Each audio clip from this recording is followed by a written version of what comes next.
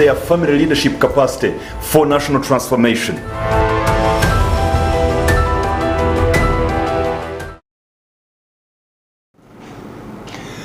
Good morning, good afternoon, good evening, ladies and gentlemen, depending on where you are watching us from around the world. This is the Inspired Family Leader Program with Samuel A. Bakutana, your host, a certified executive coach, an award-winning leadership consultant, a global speaker and author, the CEO of Inspired Leaders International, which is an international leadership development firm that empowers leaders to transform nations. And you are provincial president of the Fathers Union. Yesterday, I was elected to be the national chairman of the International Association of Facilitators in Uganda, and it's my pleasure to keep serving my country. Today, we are talking about a very critical topic that is going to equip, empower, and inspire you to do things in a very awesome manner. You know, we've been told that a man is many things in his home. 5 things to be specific for the context of today. A man is a prophet. You speak into the future of your family. A man is a pastor. You take care of the spiritual needs of the home, a priest. But also a man is a provider, one who makes sure that the needs are taken care of. Not only that, also a man is a promoter. You ensure that wherever you go, you represent your family well and say things about your family that keep your family in good standing as far as reputation is concerned. And finally, the man is a protector, security of the home. And that is what we are focusing on today. Our topic today is what every man should do to keep his home secure. What every man should do to keep his home secure. This is episode 118 of the Inspired Family Leader Program, and you are all very welcome. With me in the studio is none other than Senior Superintendent of Police, Afande Francis Ogweng. Very welcome, Afande. Thank you, Samuel. I'm not senior yet. I am just Superintendent of Police. It Francis is prophetic, Ogweng. Bro. Prophetic. I take it in Jesus' name. If it comes soon, I'll be glad for that. I am Superintendent Francis Ogweng. I am a police officer. I work at the police headquarters. Currently, I am in charge CCTV operations, but I have worked as a child and family protection officer for 8 years. So you're the one in charge of the cameras that we see all over the city and the country? The component of operations to make sure that it is operating. Okay. We are on 24/7 throughout the country. Okay, and you said you worked in the family unit for 8 years. Yeah, I worked in child and family unit for 8 years, still at the headquarters, and I've done quite some work in families as well. Yes. Wow, what a pleasure to get to know the things that you've been doing to serve this country. Thank you so much for your hard work. Thank you for the effort you've put in, and all your colleagues, you know, the men and women in uniform, for the work that you do to keep our country safe, to keep our homes secure, to keep our communities protected. On behalf of Ugandans, I appreciate you. Thank you, Samuel. Thank you so very much. President of the Fathers Union. Oh, yes. And also thank you for the work you are doing for the men in this country. You know, a lot of time people have focused on girls, on women. That's true. It's just coming now that few are beginning to focus on men and boys. So I thank you for that. It's my pleasure. Really. It's my pleasure. So you could go right ahead and let the viewers know a little bit more about you, even concerning family life and all that concerns you. Thank you, Samuel. I am married to Reverend Caroline Adul Ogweng, who is an assistant chaplain at the Uganda Christian University in Mukono. We have 5 children. 2 have finished university already. One is at the university. Some are still in primary. So that is as far as my family is concerned. My education is I studied gender at Makere University. So that is why a lot of my work is around gender equality, is around male engagement, to make sure that everyone is living according to the purpose that God created them. Not in conflict, but complementing one another. So, but also I have another qualification in ICT. So I am both from ICT background, but also from gender background. That means a lot of time also in family areas. But also I am a church person. I am the head of laity of St. Peter's Church in Nakuru. This is the 8th year. Interesting. I am handing over in December now. Yes. After 8 years of being head of laity at St. Peter's Church in Nakuru, which is just in Akawa here. So I think that is all about me. Yeah. I'm sure. You're very welcome, and I want to thank you for creating time to come and share on what every man should do in order to keep his home secure. Thank you so much for creating time. Thank you. Thank you so much. And now, where we began from, it's been said that a man is a protector of his own home. What's your comment about that? Yeah, that is very, very true. Because we often think the protector is the soldier nearby at the nearest police station to protect my home, but they are saying, I am the protector of my home. No, you are also the police officer of your home. Remember, you will not have police officer in your home all the time. Yes. Or sometimes you don't even have them. So that means you play the role of the security officer in your home. My response to this question is a man protects his family in so many ways. Yes. Emotionally, physically, financially. That is when the concept of protection will be complete. It is not only physical protection. Yes, muscles. Not only that. It is physical, economical, emotional, as I have said. Yes. Let me explain a bit. Physically, a man is supposed to provide the safe living environment. A safe living environment, including a house, or a home where the children and the family members will sleep. Whether it is rented or personal, that is the work of a man. A man is supposed to also make sure that the people in his home are protected from harm. Harm can be from maybe neighbors, could be from animals, could be from anything. So it is the work or responsibility of the head of the home, the man, to make sure that the family members are secure from any harm that could come to them, physical harm, but also to ensure physical well-being of the family members. That is still the work of the man.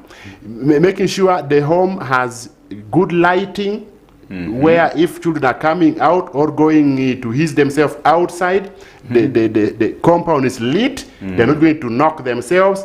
Nobody's going to hide around to attack them or to abduct them. No. So the safe environment of the home is the work of the man to provide. Secondly, a man is supposed to protect his family emotionally.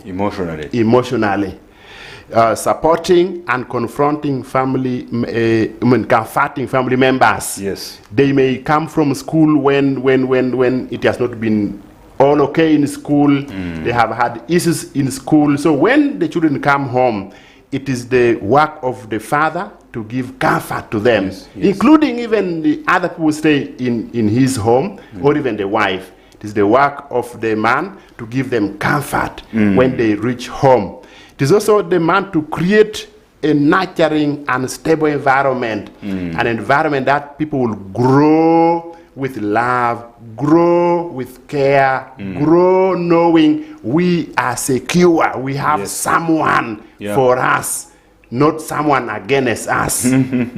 Because in some homes, there is someone against us. But and who is a parent? Who is a parent? You know. But here we're talking about someone who is for us. If everything else has failed outside, then I should be able to be comforted at home by the head of the family. Safeguarding their emotional well-being as well. You know, there are a lot of challenges in today's world. the economy is so harsh, there's no money, there's a lot of cyber crime. So still, people come home when they are so stressed. Even just moving on the road, on the streets here, there's a lot of chaos on our streets, a lot of noise. So when they reach home, then the father is supposed to comfort them. Then maybe finally... Who comforts him, by the way? Let's first just disrupt a bit.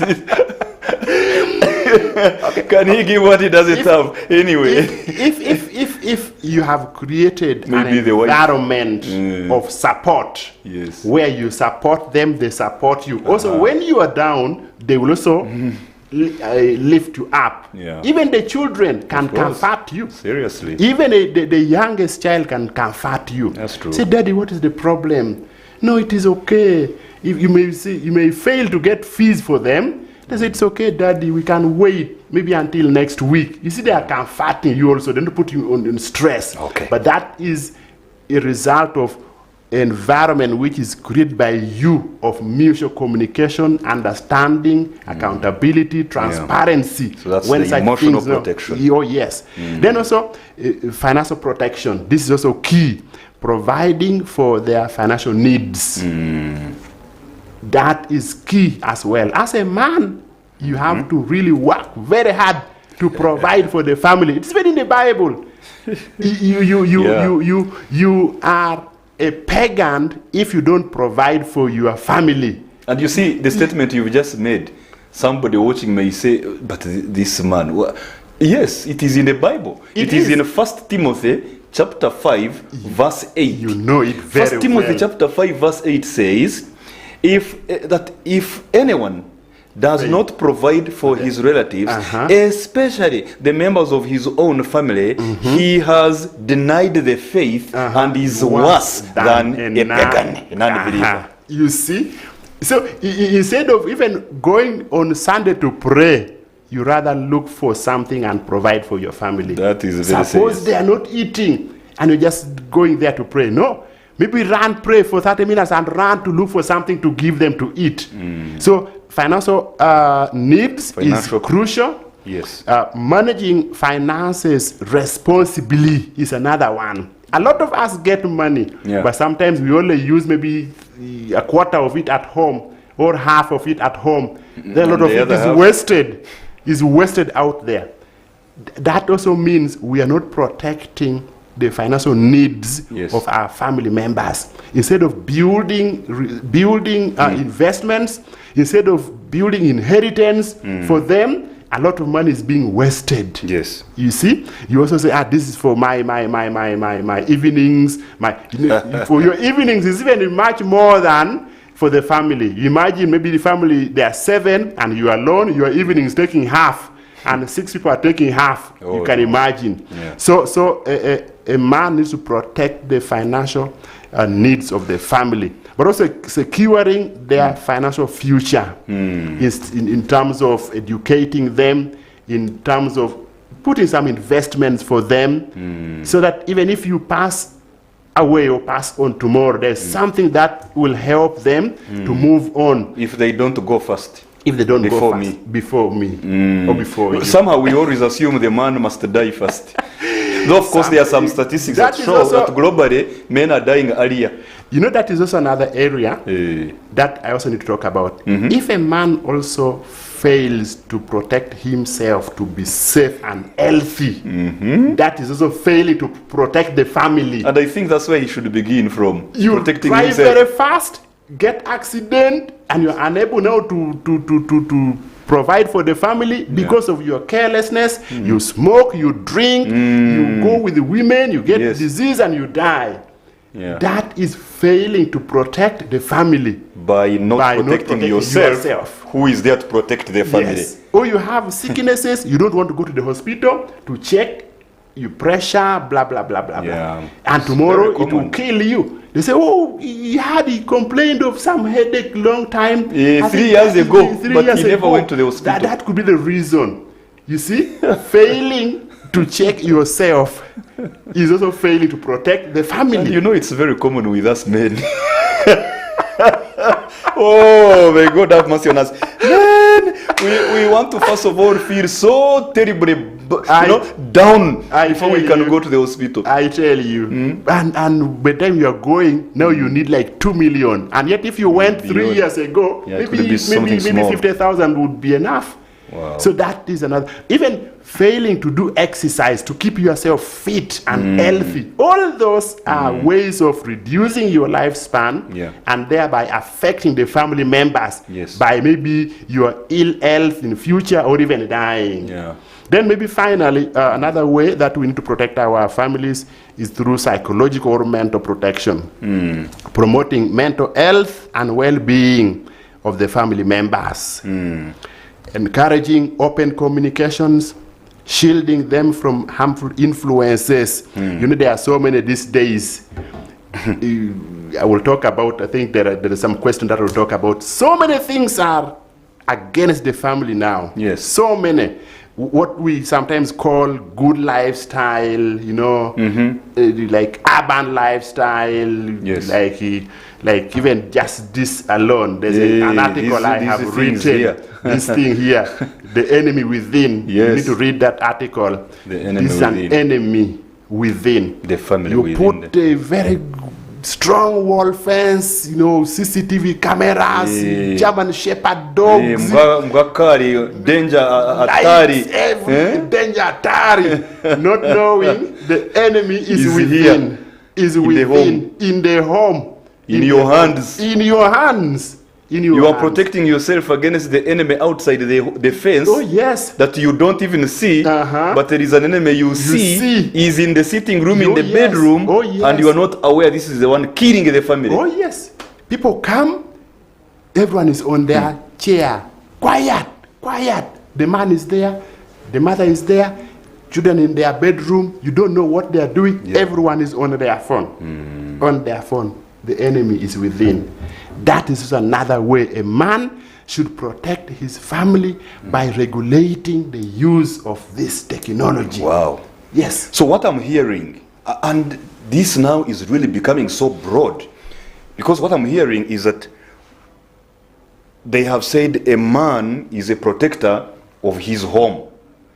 And when I asked for your comment, in essence, you're saying you are in total agreement and you have dissected it beautifully to realize that, yes, a man is the security officer of the home because he does emotional security, financial security, physical security, mental security. Oh, yes. You know, at the beginning I said a man is a provider, promoter, priest, pastor, and then protector. But now the way you are sharing it, I realize that actually the security that we are talking about includes all these. Because when you said emotional security, that is now putting in being in the shoes of a pastor.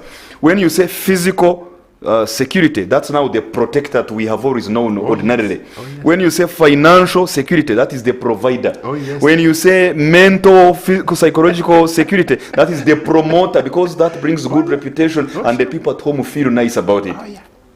Interesting. And also by being around. Yes.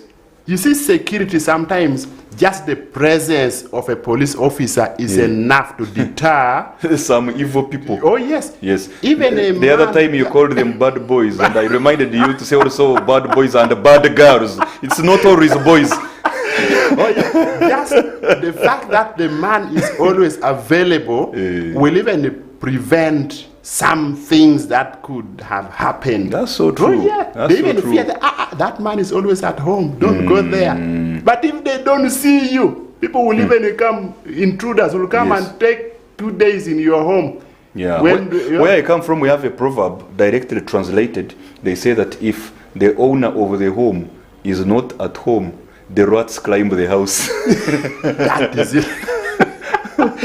Just being around. It may not, okay, I know people work, but still you can squeeze and be around. Yes. Maybe even weekend. And people who have done some research says if you don't have enough time, that little time, let it have high impact.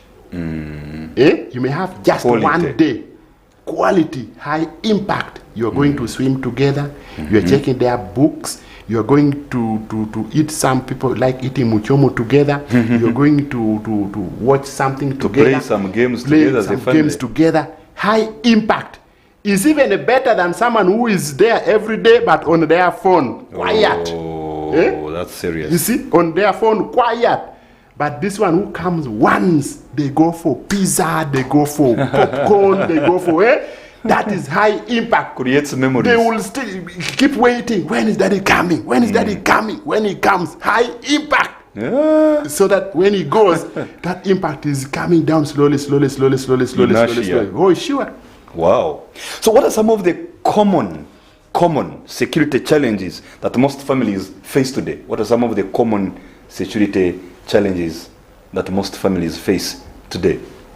The world has kind of changed a bit.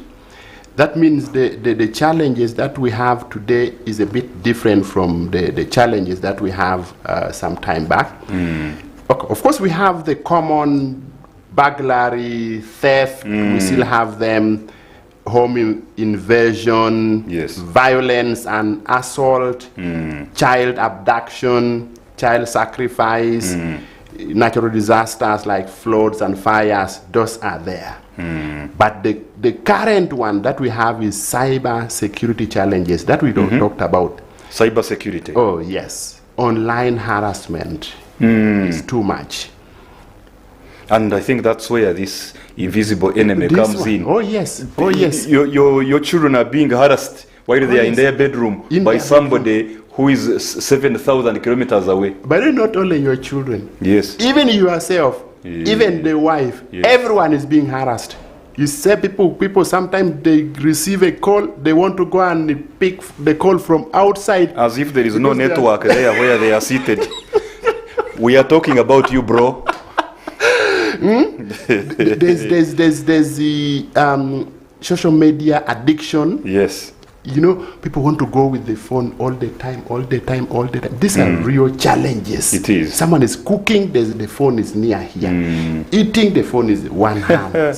So a certain mother told me about that challenge with her daughter, that the daughter would be washing clothes. So she washes, then she does like this on the top, and then scrolls a bit, and then washes, and then does like this, and does like this, and then scroll, washes, then does like this, and then scroll again, then washes, then does like, and then scroll.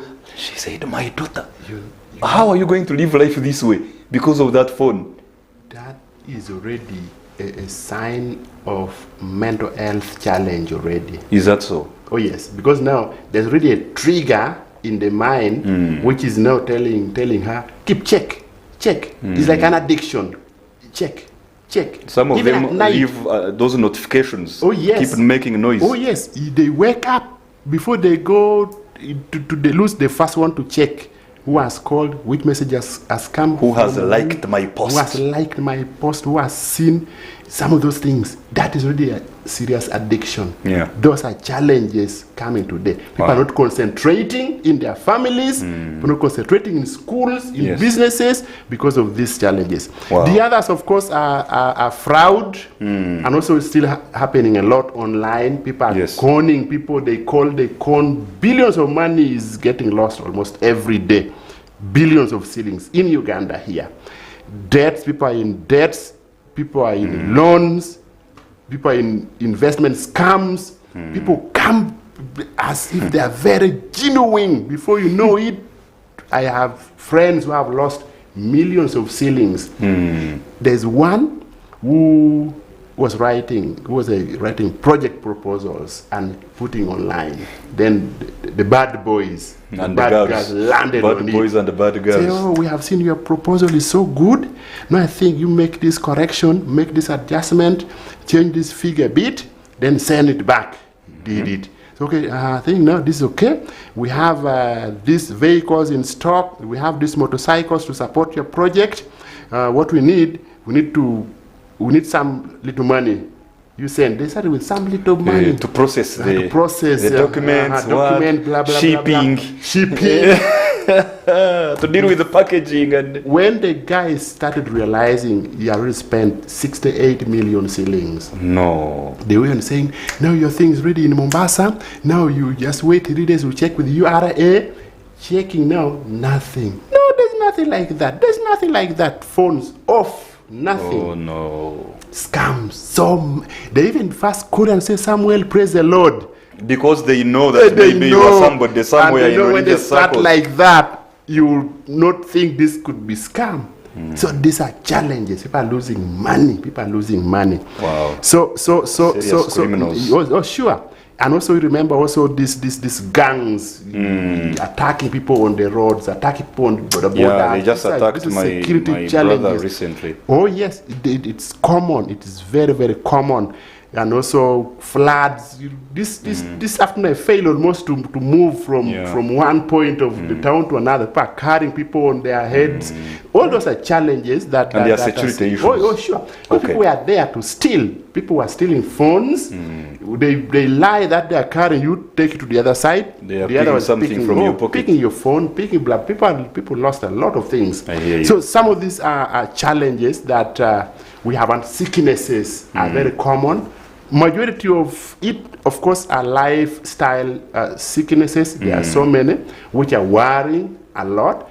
Sometimes I think because of the kind of diet of food we eat, or the kind of long sitting that we do. Yeah, they say that sitting is the new smoking. Hey, someone said is worse than soda, worse than sugar, worse than anything that you could think about. Yeah. And remember, you sit, what you're eating is not very good. There's no time for exercise.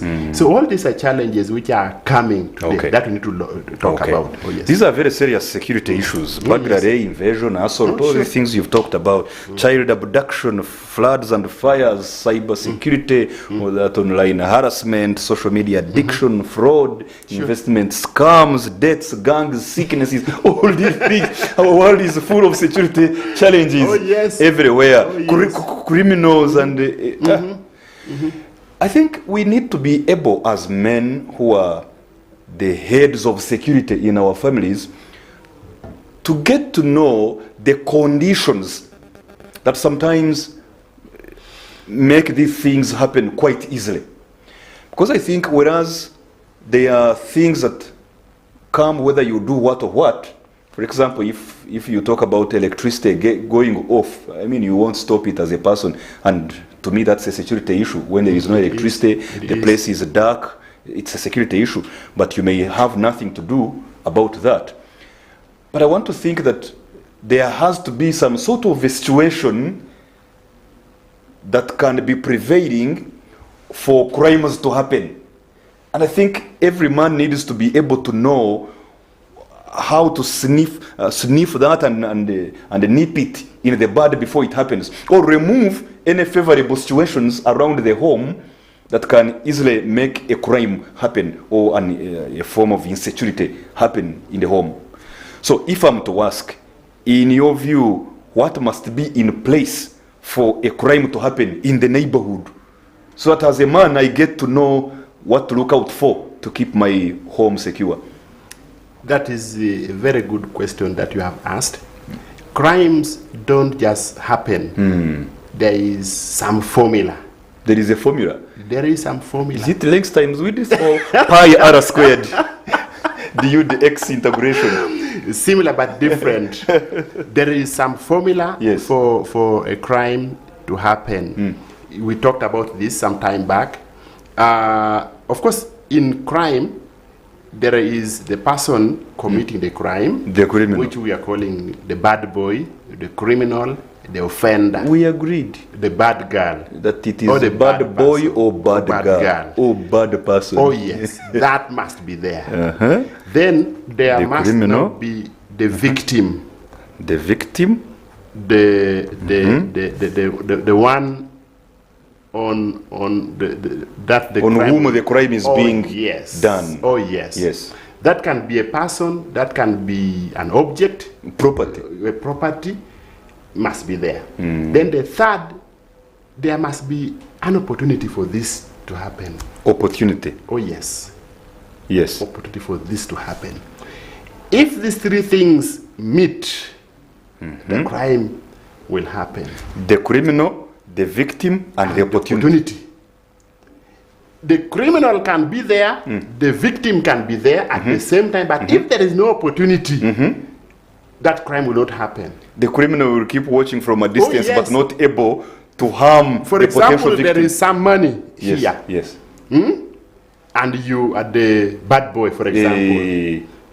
And the money is there. Yes. And I am here watching. The You will not. potential criminal. I am here. Yes. I am, maybe that money is mine or for someone I know.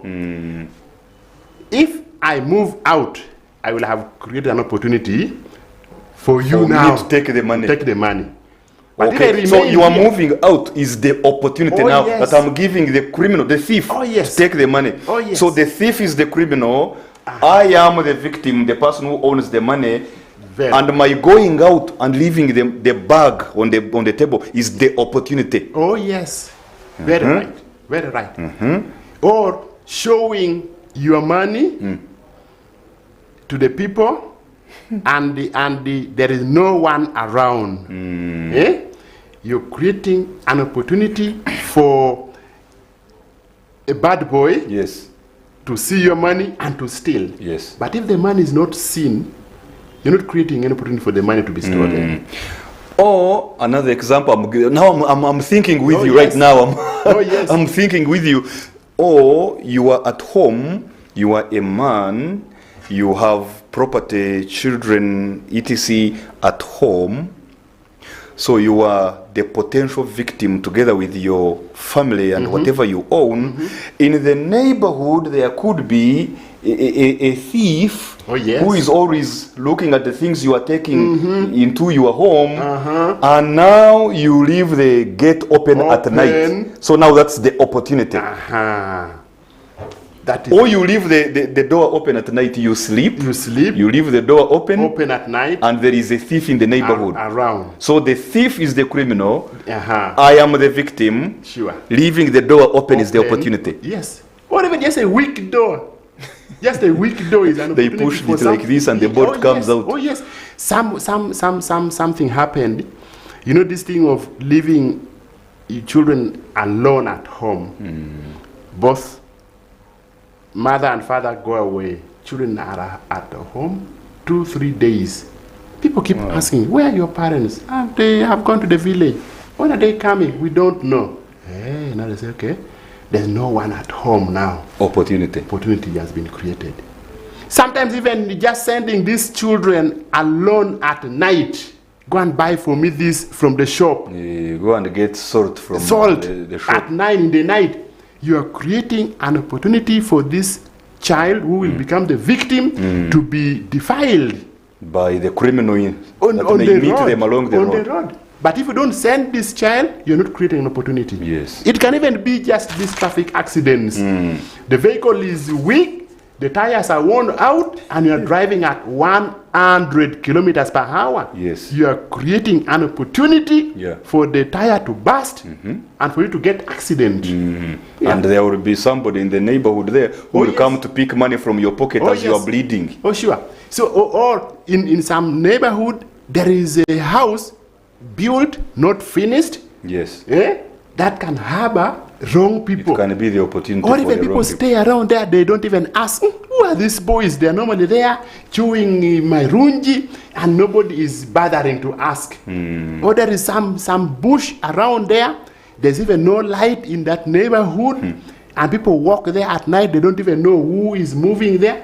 There are opportunities being created in that neighborhood for us to be victims as a family. Unfinished buildings, or just bushes. People who loiter around eating my runji around there. Nobody cares. They come from somewhere, they sit around there the whole day. Nobody's even asking, who are this one? What are you doing here? They sit at your gate and you just bypass them, say hello. You don't ask, what are you looking for? Who are you looking for here? You don't ask. All those, just by asking someone, who are you? You're already trying to deter them. You're really putting a question mark in them. Maybe they have known me. Understood. Let me go away.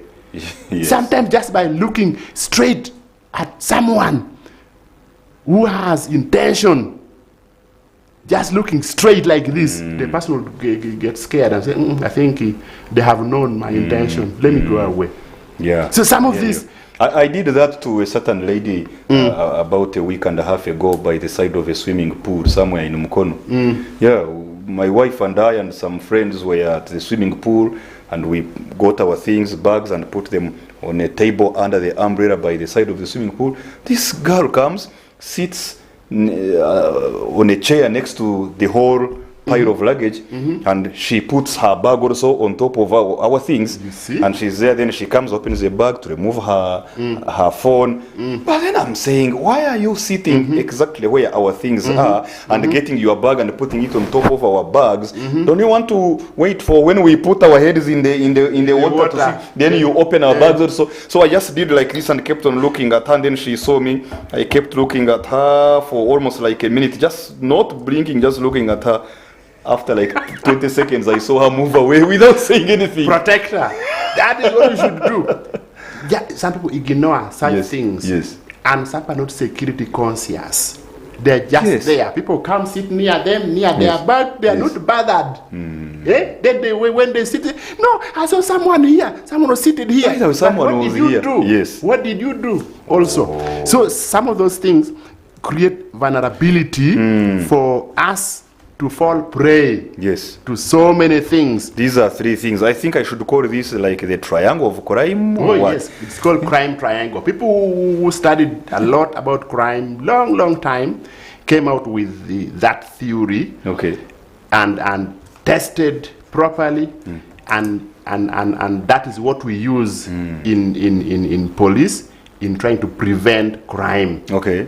Avoid as much as possible to create opportunity for crime to happen. Yes. Even when you are driving, drive slowly, be sober, sleep properly, and drive. You are trying to avoid creating a chance, creating opportunity for accident to happen. Make sure your vehicle is checked, the tires are okay.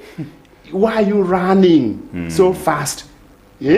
You're creating a chance for a crime to happen. So some of those things are what we should look at, like the unfinished buildings. Let us make sure we tell the owner, clear this place or close it, even because if it bricks, creates the opportunity for crime. Close it, the bushes around, clear it, let people have some lights in their villages, in their communities, but also have some security meetings and try to know who is in your area. If there's a visitor, try to know in that village who is new. I think we know this one, we know this one. Know one another in your village. That will always help. That one I think it happens much more, especially in rural areas. But in our urban cities, you find you stay in this one place. You have a neighbor behind you. You've never seen each other. You've never known each other. You wake up in the morning, you go to work. He wakes up in the morning, he goes to work. You come in the evening, enter your home. He comes in the evening, enters his house. You can't even say who is the local council chairperson, local council one chairperson of the area, of the zone, of the division, who is the division mayor. These urban centers, I think us who live in these cities, we need to be more vigilant. Because you see, Afande, in the rural areas, most times you find people who stay in the same place are actually related. They are relatives. They know each other. They've been there for decades. So they know each other. It is so easy for them to say, that person does not live around here. Who is that? That's a stranger. That's not somebody in our village. They know each other. They are relatives. The homes have been there for decades. But then you come to a city, you find you don't know each other. You don't know who stays behind you. You don't know who stays next to you. And I think that should make people who live in urban centers even more security conscious if we are to protect our families. That's what I think. You know? What can happen, what people should do, not a very large area. You can say, okay, there's 7 of us here. Let's create maybe a WhatsApp group for this small community, so that if maybe I have been attacked at night, I can share on our group so that the neighbors should know. If I have seen something strange, I can send on WhatsApp. If I have seen maybe people seated for a very long time, I can share in our group and ask the members, could we be knowing these boys? I've seen them for the last 2 days. They have been seated here. Could we knowing them? Maybe who is at home? Maybe someone could check on them.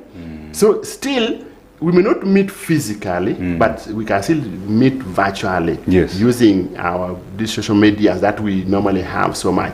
But then also once in a while, at least we can purpose to meet. It can be maybe a birthday. If you're celebrating a birthday, invite like 3 or 4 neighbors to come, just to know them, but also to create relationship with them.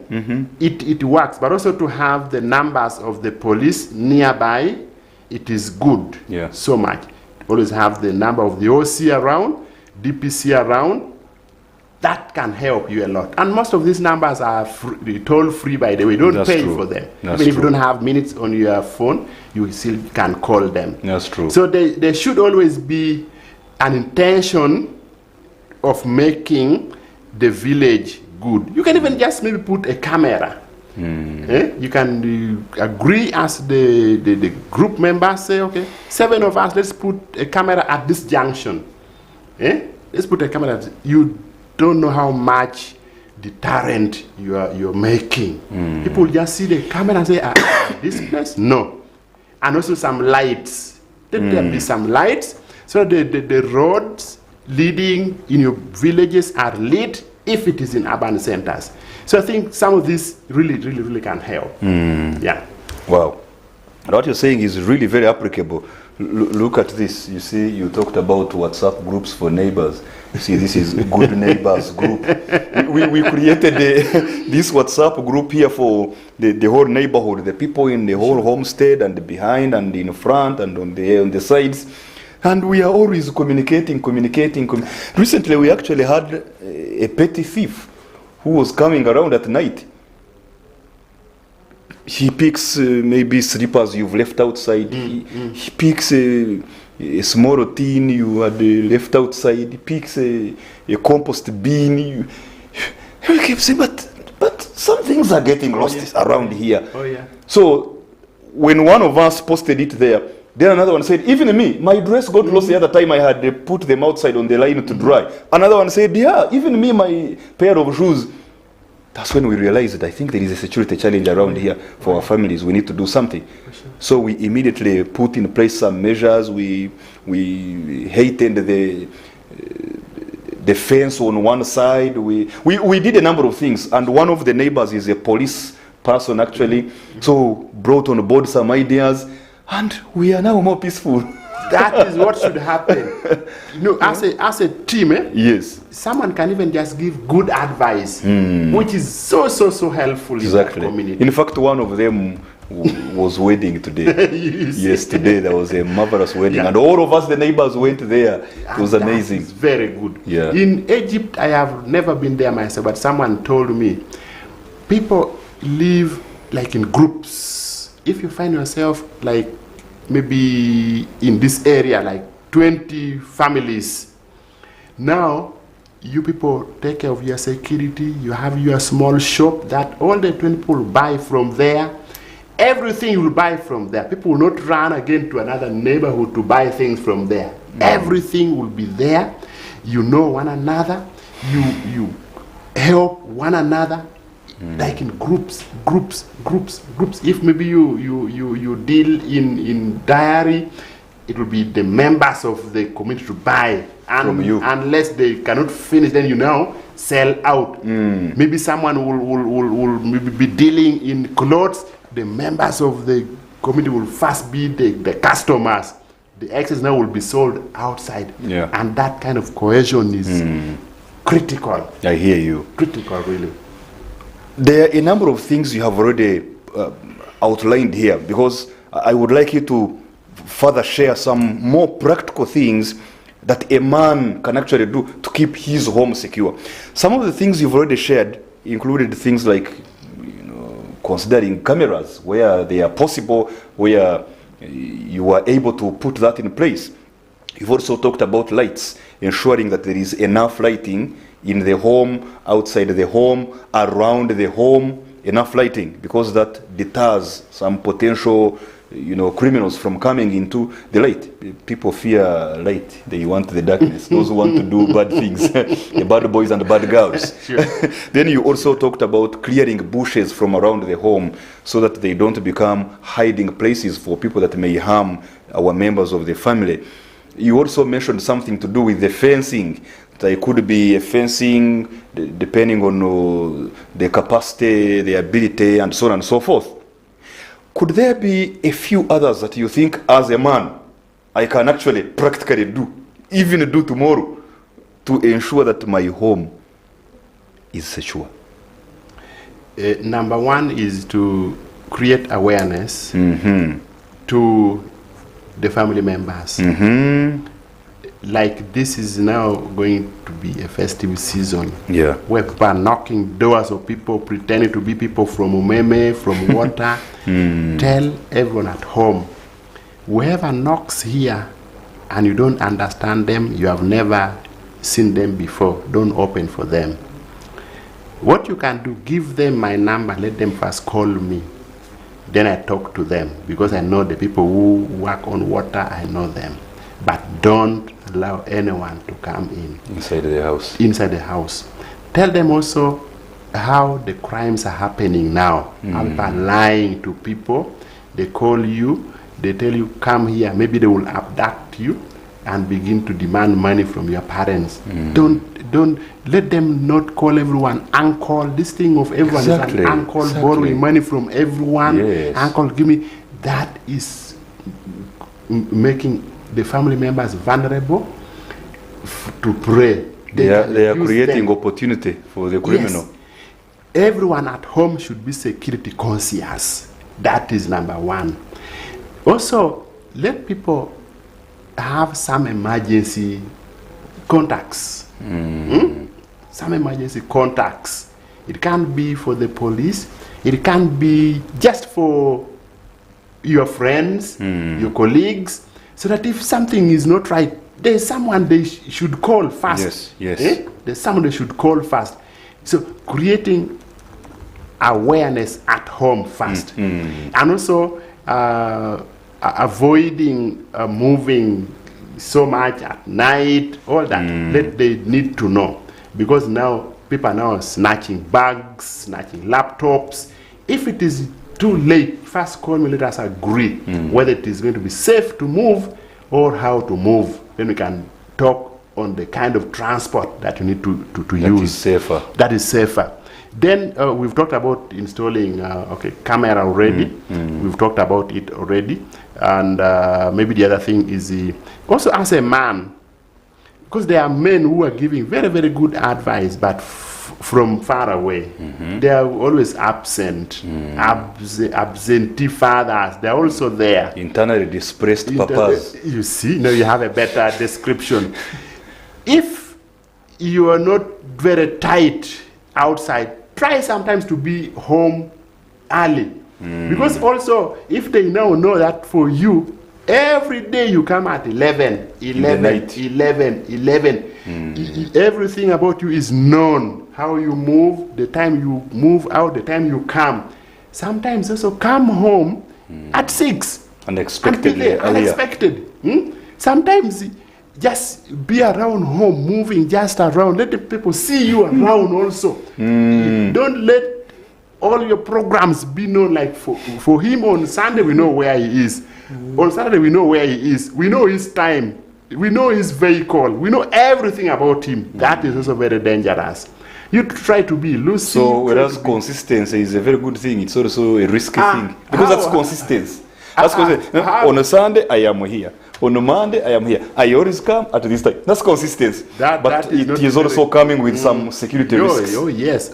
You know, even at home, there are some stubborn children. Now they will know Daddy comes at 11. So I'll be out until 10:30. Then I come run home. Yeah. You see? Until one of the days you come at 5 p.m. and they are still outside and then you wait. Then they come at 10:30. They find you have locked the house and you are in bed. Oh yeah. Sometimes we need to lead by example. You're telling people, do this, be security conscious, but yourself, you are not security conscious. You are the one who doesn't check whether the door has been locked at night. You're the most careless. You're always forgetting everything, everywhere you lost. You're telling people, where's my this? Where's my this? But daddy also. You leave the keys in the door. You open, then leave the keys outside in the door and enter inside. Oh yeah, some of those things.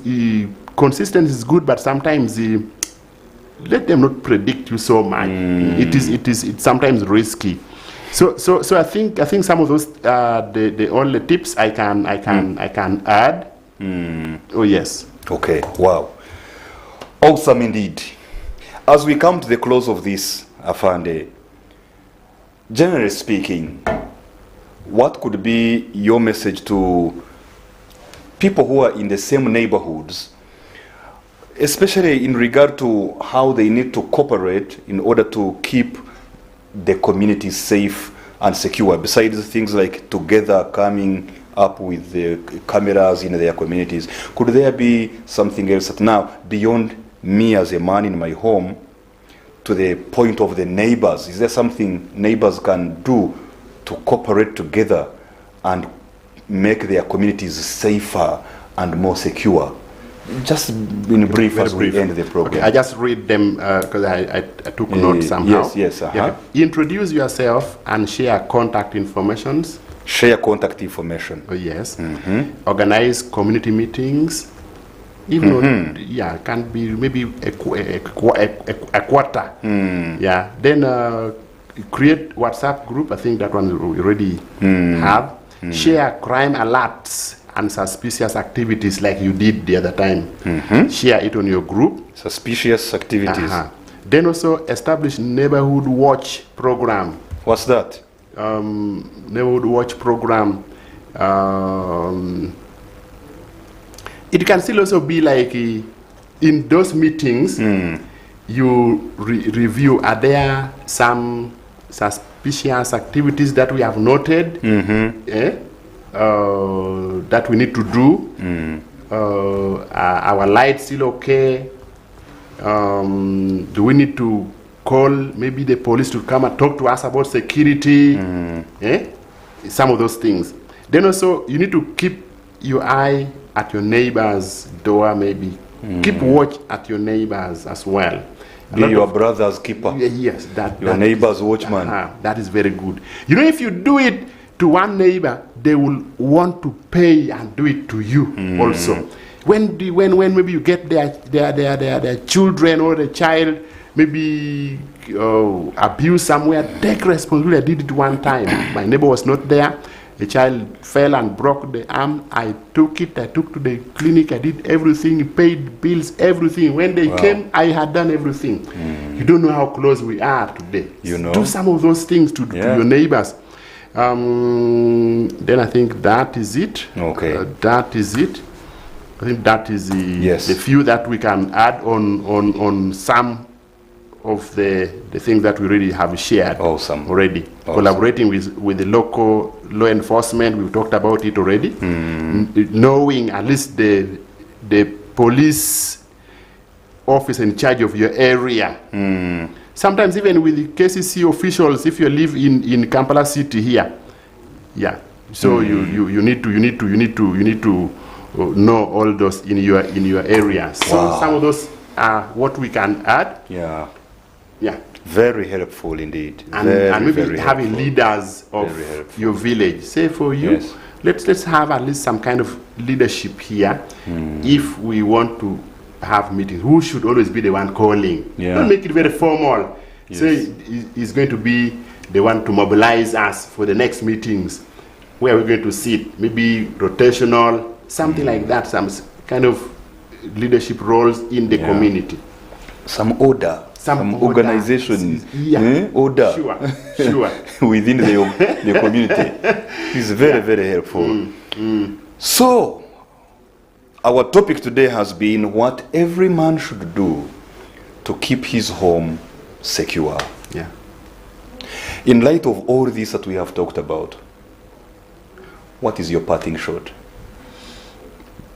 My brothers who are out there, look in the camera there and speak to them directly.